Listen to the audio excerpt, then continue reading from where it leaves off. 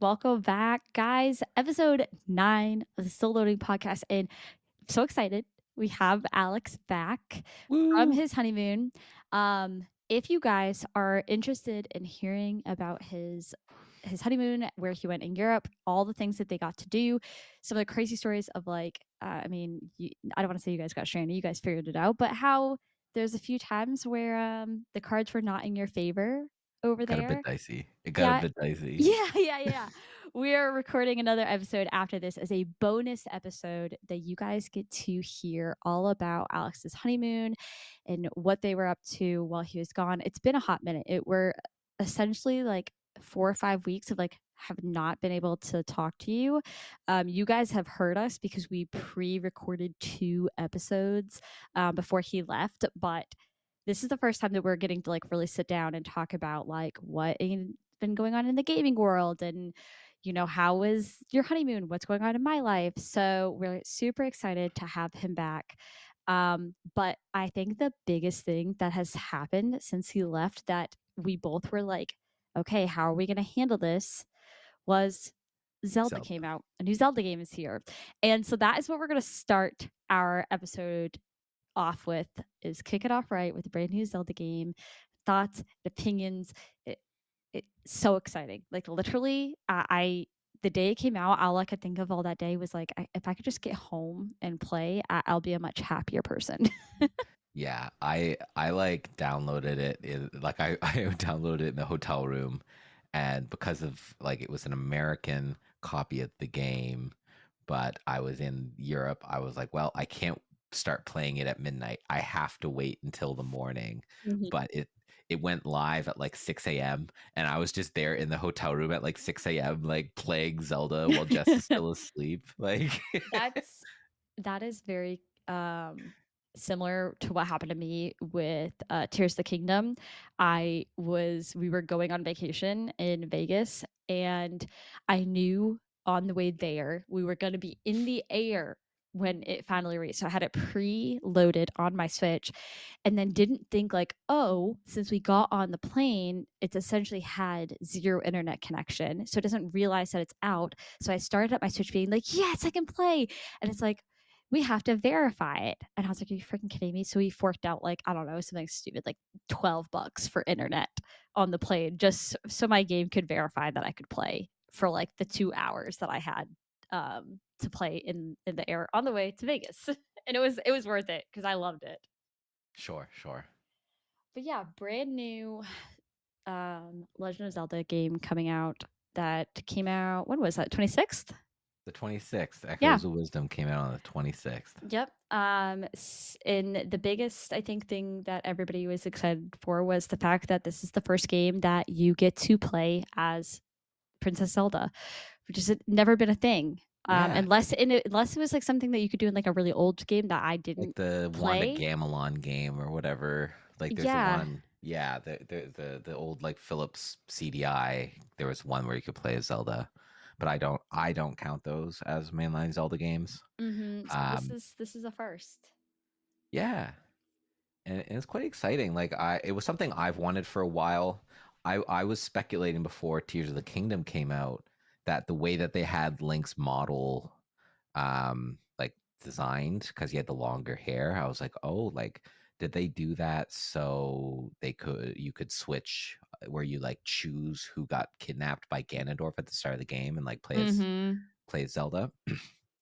When But no, when you first saw the first play, like when they first announced the game, they were showing like all the clips and everything, and they were talking about it. Did you ever have like any fears for this game? Because I'll be honest, when I first saw it, I was like, oh man, what was the other one that looked like this that was on the Switch? Was it Link to the Past or Link's Awakening? Link's Awakening, yeah. I Link's Awakening was good. It wasn't great in my opinion though. Like I liked it, didn't love it. It was a very quick game for me. I was a little fearful of it being just like that. So I was like, oh, are we gonna just get the same game, but just a different version? Did you have any of those same kind of like similar like fears of this, or were you kind of optimistic about it? So um I'm in a different camp where Link's Awakening, I did not love the Game Boy like color version of it. Mhm. But I did enjoy the Switch version because I felt Okay. like it smoothed out a few of the rough edges that I didn't like about the Game Boy games, especially around item management. Uh-huh. But my fear, and I've talked about this on the podcast, I think a couple times at this point, was, hey, why can't I just hit the dude with my stick? Why Mhm. why why can't Princess Zelda fight and fend for herself? Right.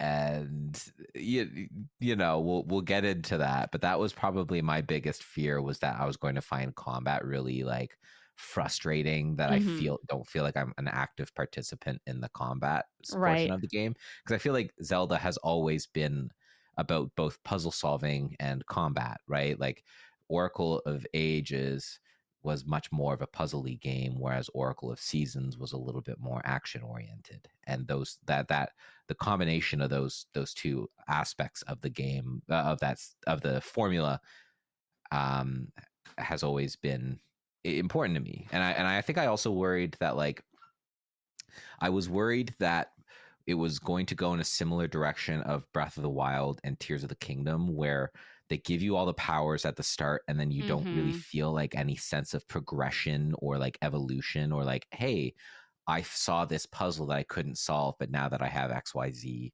I can solve it, which Right. is a feeling I like in the Zelda games. And I Mhm. you don't really get that in Tears of the Kingdom and Breath of the Wild in the same way. Yeah. So I think, and I was worried that that was just the direction the series was always going to take. Those were my two big fears coming in. How about you? I guess you were worried that it was going to be a lot I like Link's just Awakening, which yeah. is not. Yeah, it's not. I don't know. Okay, so I guess my follow-up question to some of this before we really kind of dive too far into it is how far in are you? Because I have spent probably every night since it's come out within, I would say, probably about like 2 or 3 hours since Friday night. So I'm probably like 7 or 8 hours in, maybe. I'm a similar distance in. I've done, you like, there's that first dungeon, and then it Hmm. gives you an option to go to two different places. Right. I've done one of those places, and I've explored a good chunk of the world.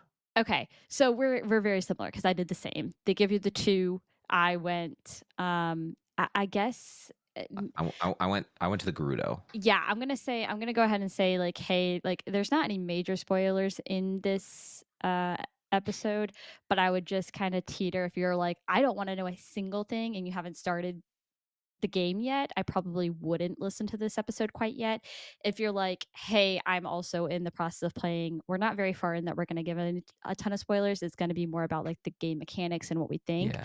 But I'll just go ahead and throw that out there just in case somebody's like, I don't want to know S- anything. I'm like, I would just stop Spoilers for now the then. first half of the game. Yeah, Yeah. I'd say. That's the same thing I did. I went to the Gerudo area, did some exploring, and I made my way slowly over to what is like the Zora area. And I haven't done much, but I started exploring that last night, and that's where I stopped. Okay, so we're basically at the same spot. Yeah, That's yeah, great. yeah. Which is kind of funny, which is I find hilarious that we have managed to do the very similar situation here to come talk about it today. Without have talking We have not talked about this game at all No, outside of this conversation that you guys are hearing right now. no, that's our friendship now. We can't talk about things we enjoy Yeah, outside of the podcast. So, yeah. Uh, uh, but yeah. So it's good. it's been so good, and I kind of want to like start from like the beginning of like I was really excited. I love a good callback to other Zelda games. Yeah, And I feel like this game has done that with so many, not just like Ocarina of Time or Breath of the Wild, but there's been so many things that I'm like, oh, I know that symbol from this, or I know this from this. And like, there's been so many times, like, even in the beginning, I wish I could tell you who it was, but somebody mentions, oh, it's a terrible fate. And I read that and I was like, yeah, "Oh my god." I was like, "The Happy Salesman." Like, it was just nice to, like, see those things come up. I have an entire, like, list of callbacks from different games on here, like that one. Um, and in the beginning, when you're playing as Link and you do that first initial fight and you have to play kinda like the tennis. the back and forth. Yeah, it was very A Link to the Past esque for sure. Mhm. And even in Ocarina of Time, like, that last fight is you do the same thing when you fight with Ganon, you have this, like, kinda tennis match situation that's going on. Um, and then the sneaking past the guards too at the very beginning. I Yeah, highly enjoyed.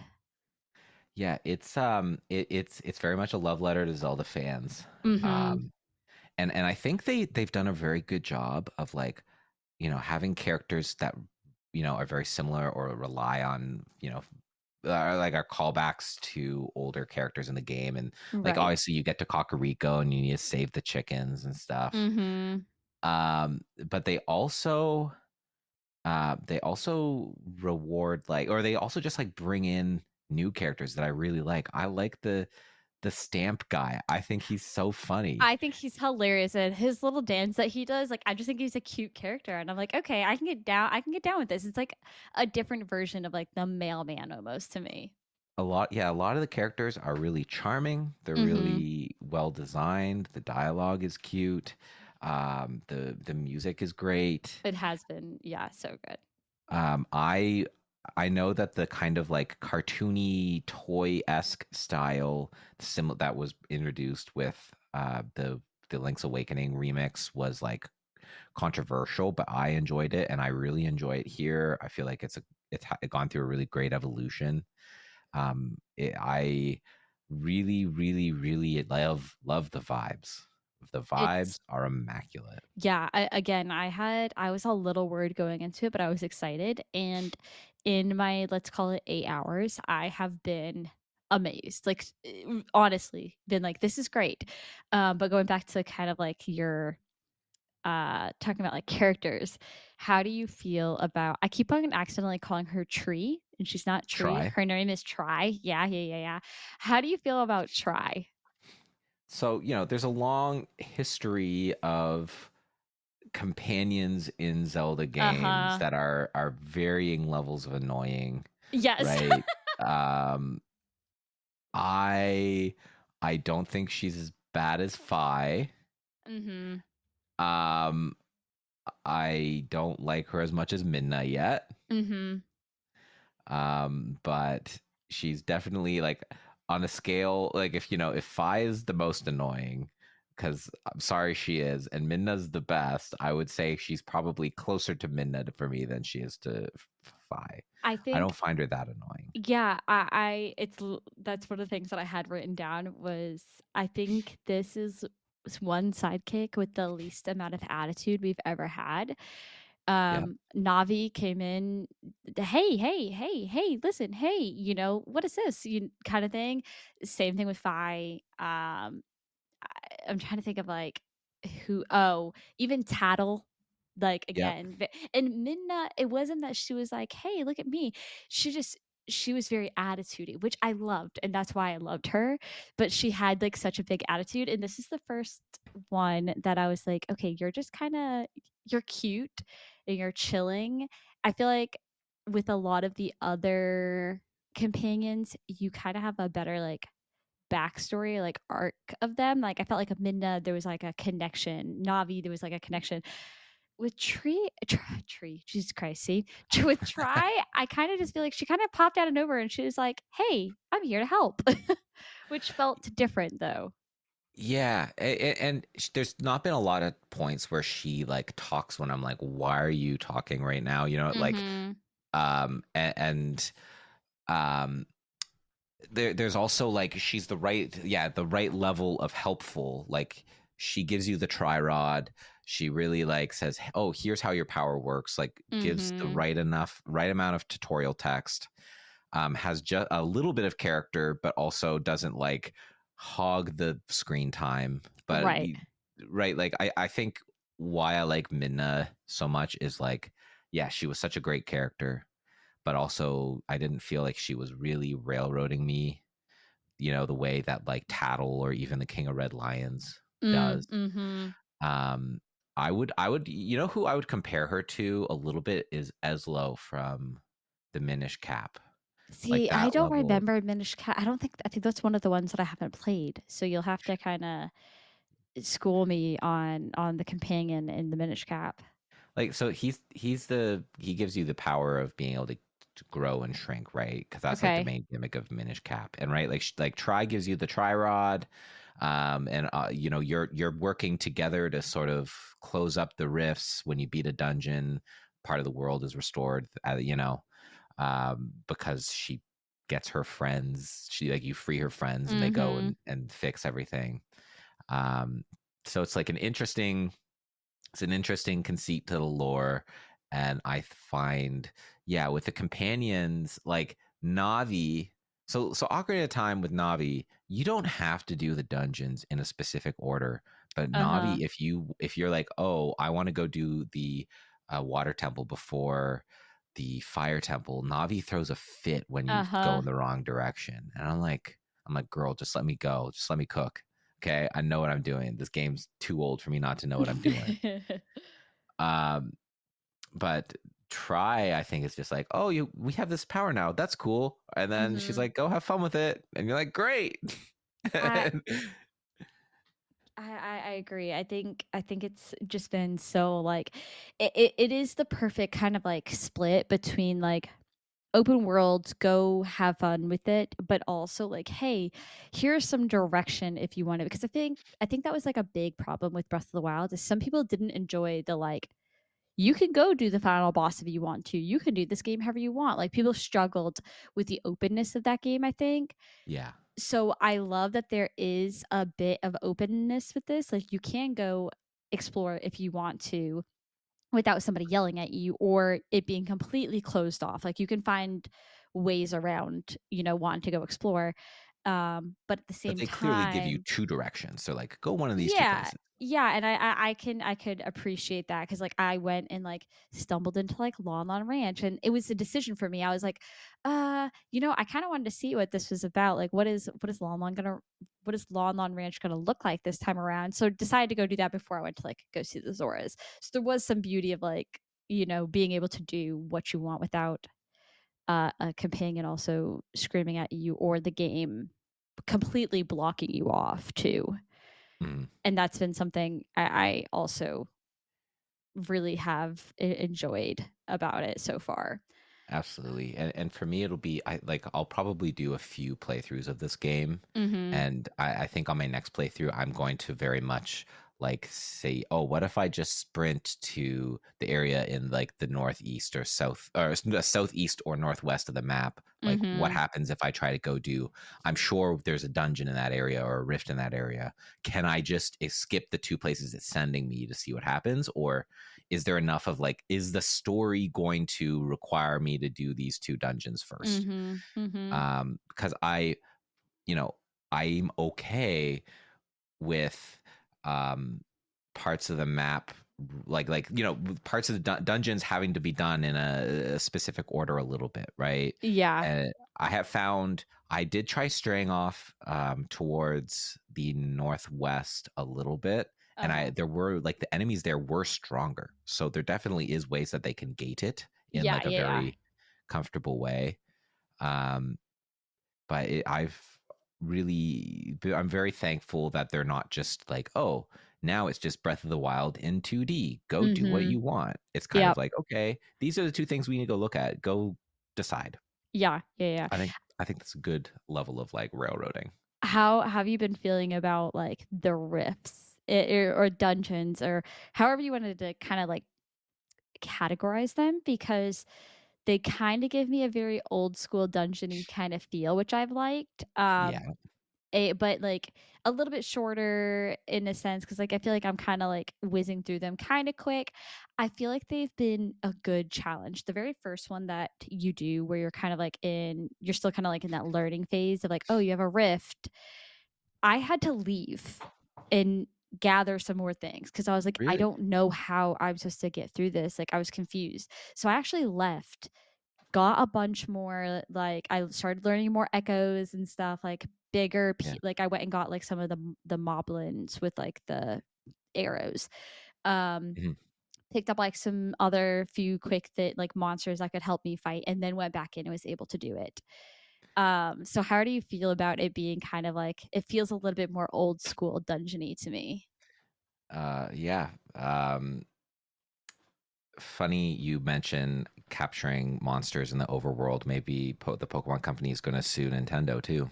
Anyway, sorry, we might get to that later. But no, the dungeons themselves. Um, honestly, the first dungeon for me, I was like, okay, these puzzles are pretty basic.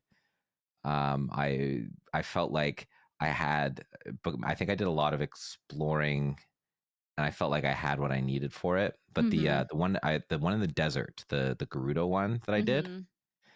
I actually got a little turned around and was a little confused because you have to go find like the certain echoes within the dungeon to solve the Yeah. puzzle, Oh, and yeah. I couldn't find one, Yeah. Did you and I was it the had one where you to had to go back out and climb through the yeah freaking window? yeah Yeah, it got me. um It got me too, dude. and I I was really impressed. I was Uh-huh. like, huh.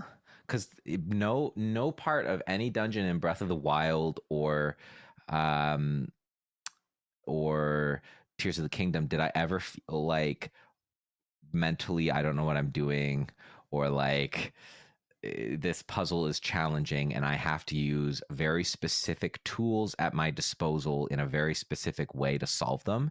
And there have Mhm. been a number of puzzles that I've come across both in dungeons and in little caves in the overworld where Mhm. I was like, "Oh, because I there was one that was like I found because I had the meat and because I had the air, I can use the air to roll the meat onto a switch, Uh-huh. and and then the gate goes down and I can go through, and I was like, holy crap, There this is what I'd been missing from the other games, right? Because the other games, they give you their tools in the first hour, and then all of the tools that will ever be at your disposal are basically done, right? Like Mhm. you have your stasis ruins, your bombs, your whatever. But in this game, the echoes are almost like the items that we used to gate dungeons, right? Like in Uh-huh. um and I really appreciate that. And even though there's like, six different echoes that could solve a puzzle, at least at least you can have very niche puzzles that use a very niche set of echoes in a very interesting way that you Yeah. wouldn't There's have in the other something games. beautiful about the kind of Breath of the Wild-ish aspect of like there's so many different ways to do this game too, of like, okay, you can use three beds and a tree to get over here, but you also could use you know, I don't know. I'm trying to think of like there's so many fucking things you can use. It's ridiculous that I do love that there is, for the most part, you can probably figure out how to do it with the things that you have. And if you Yeah. can't, it's not horribly hard to find what you need to get where you're trying to go. And then go back. There are actually two puzzles in like overworld dungeony things that I still haven't figured out how I can do it, and Uh-huh. I'm going to have to come back to them, and I have them marked on my map. And there was no point in Breath of the Wild where I had to say, I don't know how to do this. I'll come back to it. Mhm. Yep, You I know, agree. and that's what I think Zelda games have been missing for a while, Mhm. is sort of the Metroidvania esque, like, okay, this clearly needs something I don't have. I'll come back. Yeah, yeah. And I miss that because it makes me think about the world and think about what I'm doing and invest in such a different way than what I've been doing. How do you feel about the combat and or the bosses in the game? Because I have some Uh, thoughts. so I will say that I think some of the new enemy designs are really great. I thought Mhm. the boss design in the Gerudo dungeon, I was like, oh, this is really cool. I like this boss design a lot. This Yeah. feels like a creature that could become a recurring Zelda boss. Right. It feels very Zelda, and it looks cool, and I loved it.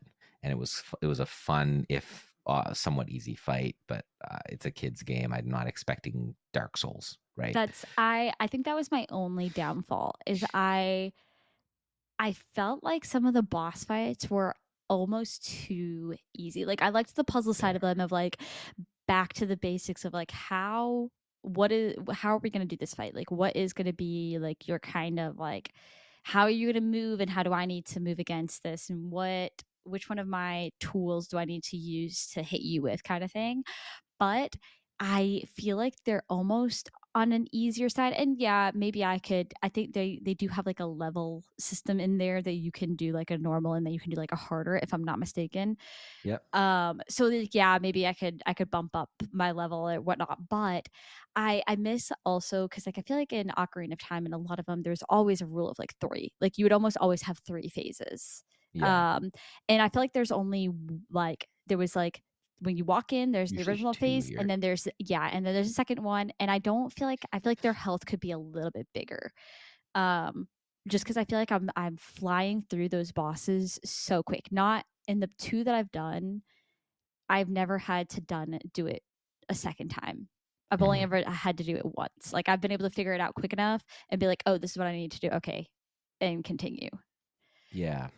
I would agree that they're not particularly like challenging fights, and even like some of the mini bosses that I've fought have died quicker than I would expect. Mhm. And while I think the design is cool, I would agree with you that they're probably a little easy. But I've played so much Zelda at this point, and I also have played a lot of Dark Souls. That boss difficulty, I know that I'm not to toot my own horn, but I'm probably a little bit more comfortable with challenging bosses than the people that Nintendo are making video games for. Yeah, yeah, yeah, and that also could be something that I just also have to reconcile with is like, all right, I've done this enough that maybe that's why I'm finding it easier. But some of I the mean, shoot, they're easier than Divine Beast Ganon or whatever, that is really true. the last boss in Breath of the Wild. Spoiler alert for a 10-year-old game.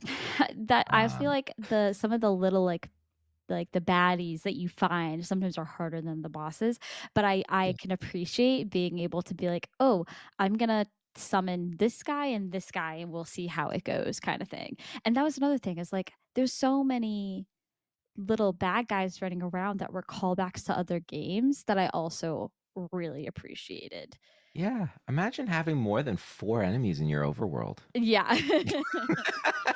And imagine having cool new enemies like those armadillos. They're new. Mhm.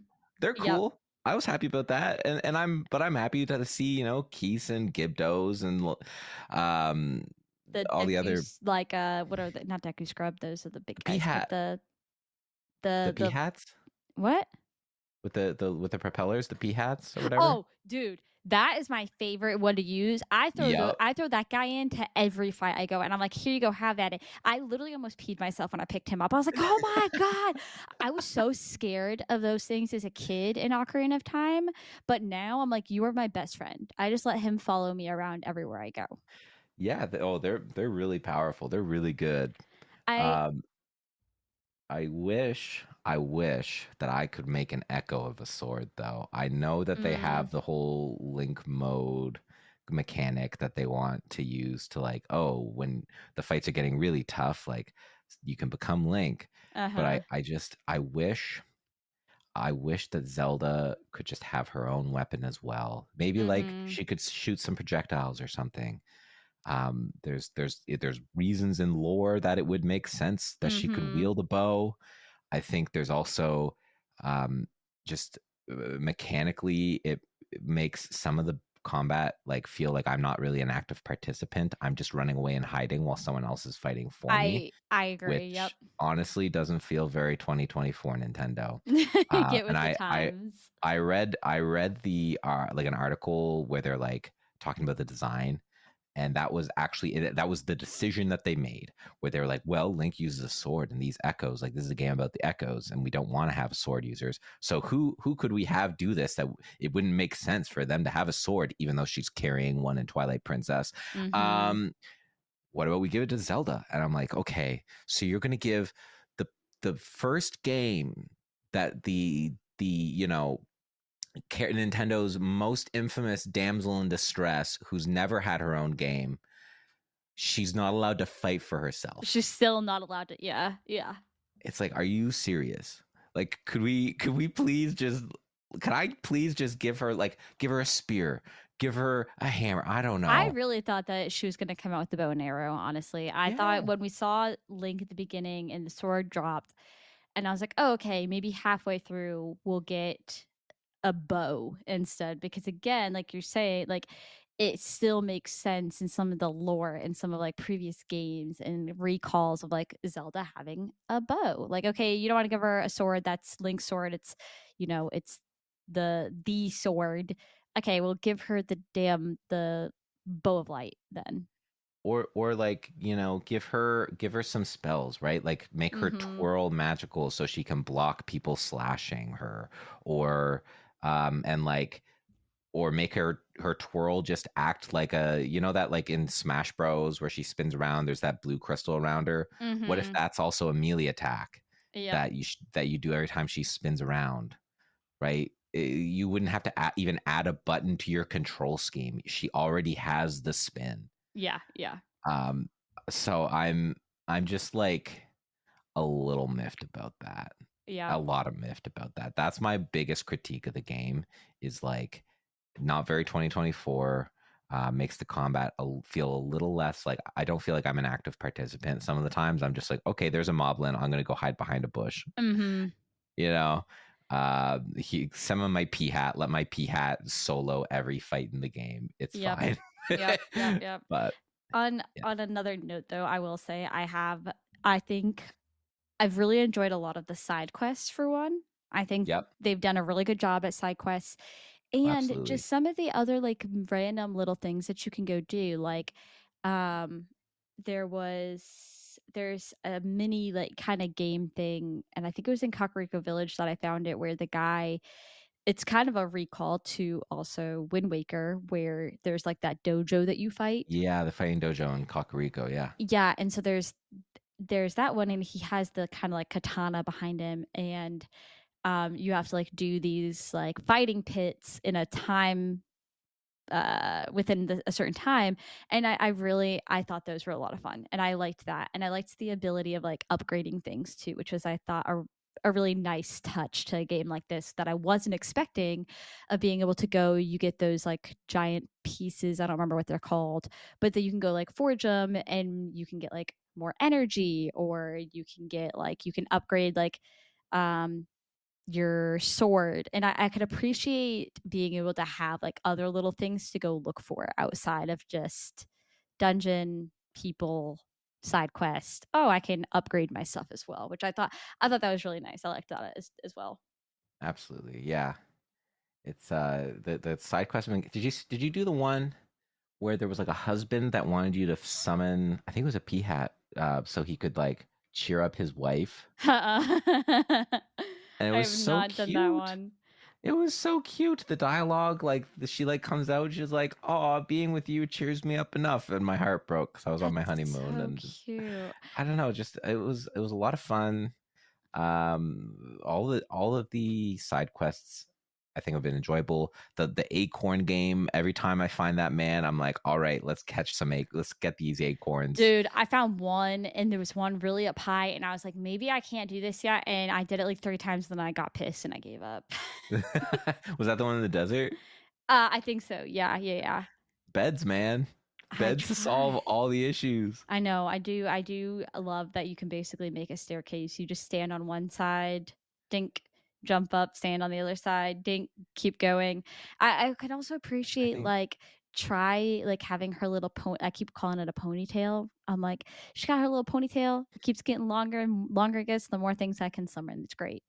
yeah, it's again a very neat progression system. You feel like, it feels like you're getting more powerful. You get to use more complex um, summons. It also gates, so like you can't just like rush to like a really powerful part of the map, like cheese an enemy, and then all of a sudden you have a level 3 moblin for like the whole game or whatever, right? Like, Mhm. because you wouldn't be able to summon it because try is not powerful enough. So I really appreciate that they're finding interesting ways to like sort of force you through a specific progression that I'm sure also helps the story and will make just overall like it feel more classic Zelda than I was expecting. I Yeah. was worried because even A Link Between Worlds was very open, but I enjoyed A Link Between Worlds because I'm a huge Link to the Past fan. But that one was kind of the beginning of the end as far as the Zelda formula for me, and this one has just enough of the Zelda formula that I'm very excited and very happy about that.